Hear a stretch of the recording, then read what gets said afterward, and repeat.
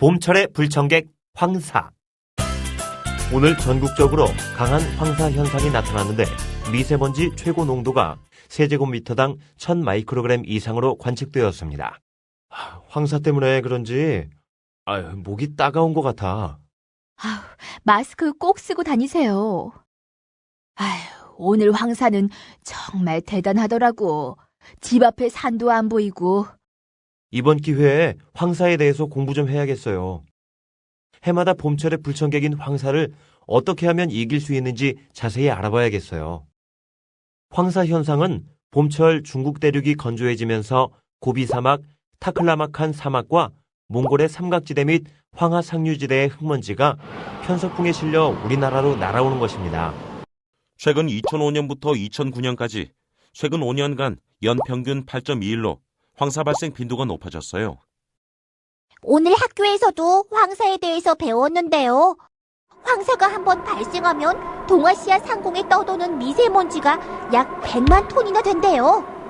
이 가운데 우리나라에 쌓이는 먼지는 15톤 트럭 4,000에서 5,000대 분량인 46,000에서 86,000톤 정도나 된대요. 정말 어마어마하죠? 그렇구나. 하지만 요즘 황사는 단순한 모래바람이 아니라서 걱정이에요. 중국 공업 지역에 유해 물질을 많이 함유한 채 우리나라로 오기 때문에 좋지 않은 영향을 많이 끼치고 있다는군요. 지난 2006년 4월 8일에 우리나라에 큰 영향을 준 황사의 미세먼지 농도를 분석한 환경부 자료를 보면 서울의 경우 철 농도가 세제곱미터당 35.1603 마이크로그램으로 작년 평균에 비해 12배 높았고, 망간 농도도 세제곱미터당 1.0880 마이크로그램으로 평상시보다 9배가량 높았다고 해요. 다른 대도시도 중금속 농도가 굉장히 높아졌다고 해요. 그날 황사는 중국 고비 사막에서 생긴 뒤 베이징과 다롄을 거쳐서 우리나라에 도착했는데, 이곳은 인구 증가와 공업화로 대기 오염 물질인 질소산화물과 황산화물 배출이 심각한 지역이라는군요.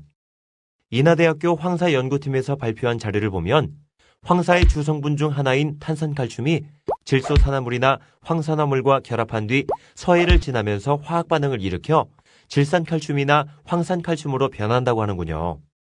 그런데 황사주의보나 경보가 발령될 때뿐만 아니라 그 이전에도 미세먼지가 많다고 조심해야 한다던데. 맞아요. 2006년 4월 8일에 기상청에서는 새벽 1시 반에 황사주의보를 발령했지만 연구팀 자료에 따르면 평상시 세제곱미터당 500만 개이던 극미세먼지 입자가 발표 전날인 7일 낮 12시경에는 세제곱미터당 800만 개로 늘어났다고 합니다. 극미세먼지는 이후 더욱 급증해서 황사주의보 발령 1시간 반 이후 최대치를 기록했다가 감소했다고 하는군요. 질소산화물과 황산화물이 섞인 극미세먼지는 마스크를 써도 걸러지지 않고 폐에 흡수되는 아주 작은 먼지라고 합니다. 황사의 미세먼지 때문에 천식이나 기관지염의 발병 가능성이 높으므로 주의해야 한다는구나. 그리고 눈으로 들어가서 결막염이나 안구 건조증 같은 병에도 걸리고 말이야. 아마 식물 성장에도 장애를 줄 거야. 일단 집안 환기를 제대로 시킬 수도 없고 빨래에 먼지가 많이 묻어서 널어놓을 수가 없어요. 그리고 안개 낀 것처럼 가시거리도 짧아서 비행기 이착륙에도 지장을 받는다고 하던데요.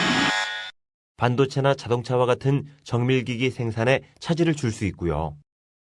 하지만 황사가 나쁜 영향만 주는 것은 아니래요. 황사비는 염기성을 띠는데 산성을 띠는 우리나라 토양을 중화시켜 주기도 하고 해양 플랑크톤에 무기염류를 줘서 생물학적 생산성을 높이기도 한대요. 행동이가 제법이구나. 그런데 지구온난화의 영향으로 중국 내륙의 사막이 점점 늘어나서 황사의 피해도 점점 커지는 경향이 있다고 해요. 황사 피해를 줄이기 위해서 중국 사막 지역에 나무 심기 행사를 한다는 이야기를 들은 것 같아요. 사막 지역이 중국 면적의 15%가 넘기 때문에 사막 지역 전체에 방풍림을 조성하는 것은 힘든 일이라고 해요. 하지만 녹화 사업을 통한 방풍림 조성이 황사 피해를 줄이는 효과가 있다는군요. 여러 분야에서 황사 피해를 줄이기 위해 연구가 진행되고 있다고 해요.